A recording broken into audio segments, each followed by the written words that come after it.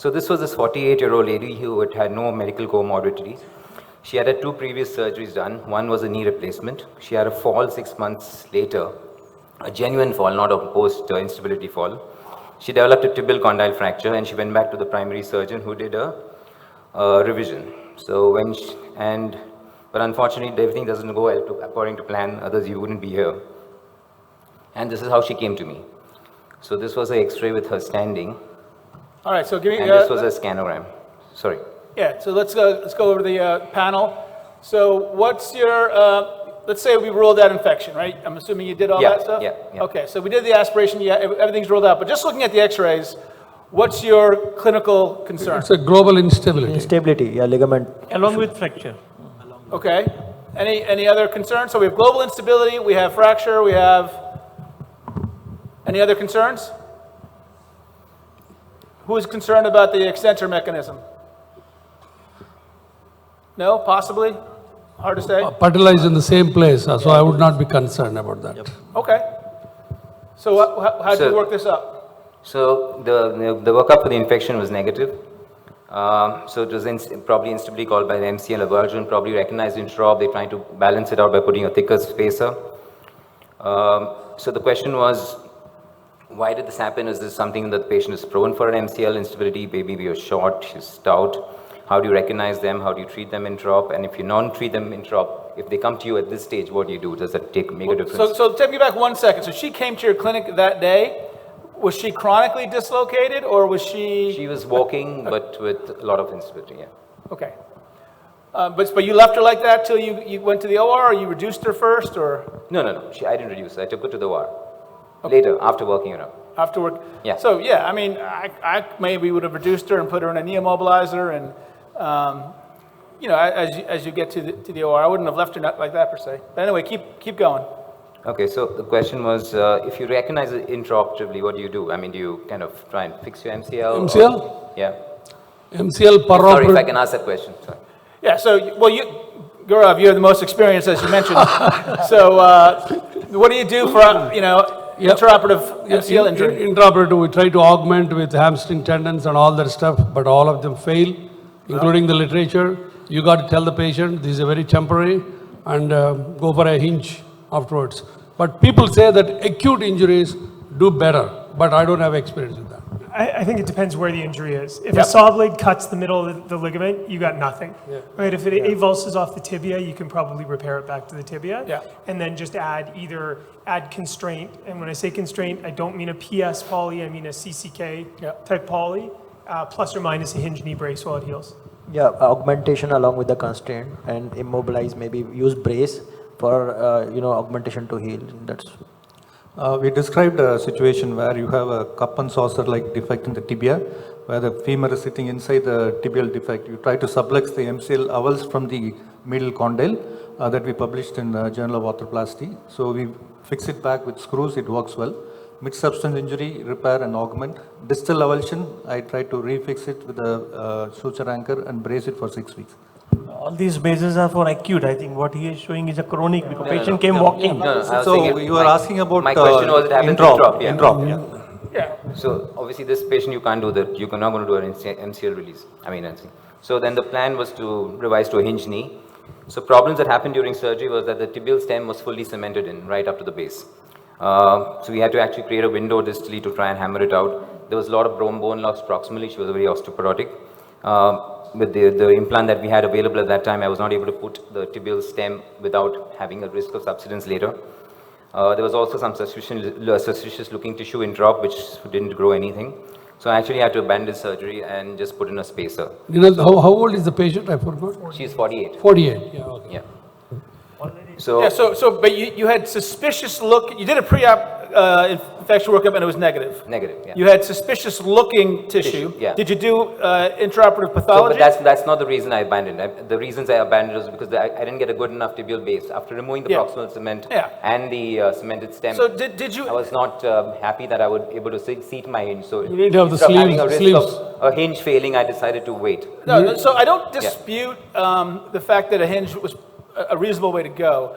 But did you consider that this was a chronic MCL problem? Yes. She is a young person. She does have fully cemented long stems, right? Perhaps getting your sports docs involved in doing a MCL augmentation, as you were describing with, with the hamstrings, and then prolonged immobilization may have been a better route.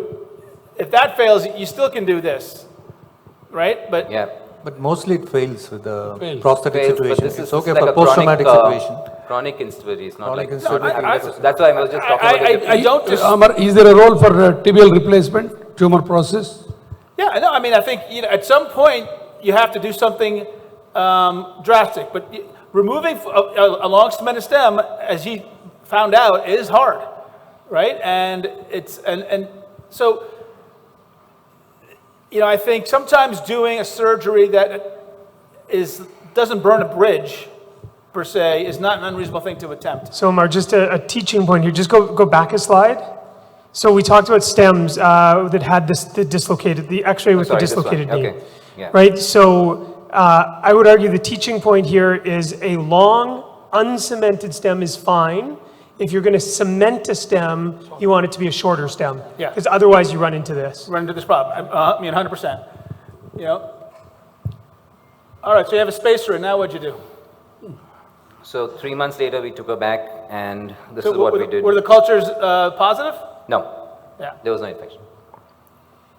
So this is what, unfortunately, this is the only X-ray I have. I tried to contact the patient to get some more X-rays, and so we did a hinge. And I can't remember well because it's like 12 years or 13 years ago. I had to put a wire in to stabilize the tibia, which you can still see there. But why you could not put a hinge on the day one, but why you managed to put now? So what happened is with the cement inside in 3 months, the tibial base plate, the base surface of the tibia on which I was going to seat my RHK was too soft. I was not able to, because there was a previous fracture there. Yeah, Second surgery was done. even if your hinge is proud and you can fill it with the cement, I would have done the same on the day Yeah, one. you can use sleeves and put the base At plate that above. stage, I Doesn't felt require. something. So- I had to jog my memory a bit, but I couldn't. I remember there was some reason I could not fix the thing. I'm just wondering because this time delay has not given you an extra bone or extra platform. No, it's not. So then what is the difference? No, but what happened was I could, the And you window could below- already see a radiolucent line on the, this tibia is at risk for loosening in the hinge, I can tell you that. So I would have done a tibial tubercle osteotomy so that I can open the proximal part of the implant so that the stem can be removed from proximally. I can put a sleeve and put a hinge on day one. That will be a better option. So because- I agree with you 100%, but this was 2012, there probably weren't sleeves available. There were no sleeves. It's That's what I would it do was- today. This is It was 2012. available. It was available, yeah.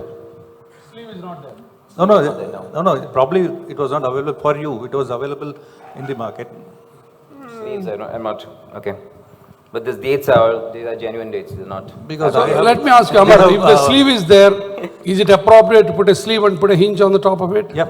Yep. Yeah, we do it all the time. I mean, as I said, I think you can see already where his pin is, you can see radiolucency from day one in that tibial component. I'm sorry, you're talking about radiolucency on which area? Right where your pin is. Right, the bone. This one? Interface, yeah.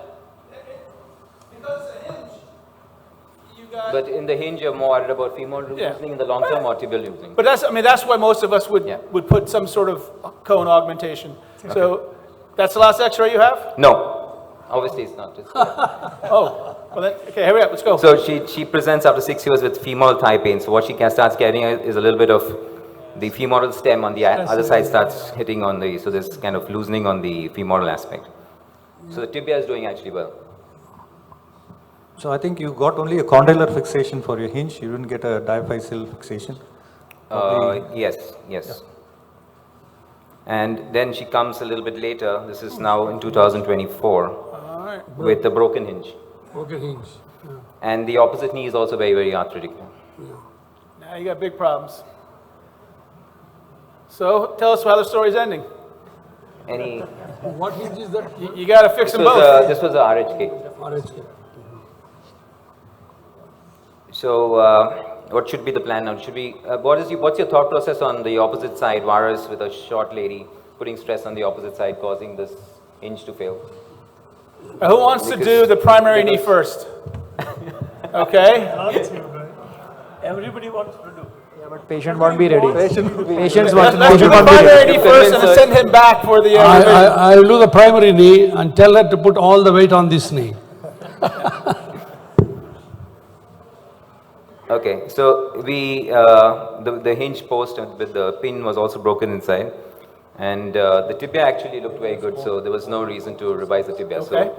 So it survived your 13 years, and we put a thicker plastic, we put augments and put a smaller rod, which we now cemented with a cement restrictor, and this is 6 months back, and I don't have an X-ray now, but I did manage to get this video of her doing her knee range and her straight leg raising, and this is how she walks. But if you see how she walks, she actually, her right knee, which is the unoperated knee, is actually stiffer than the left knee. All right, great job. Sorry? Right knee or not touch. She doesn't want to touch it. Yeah, I can imagine.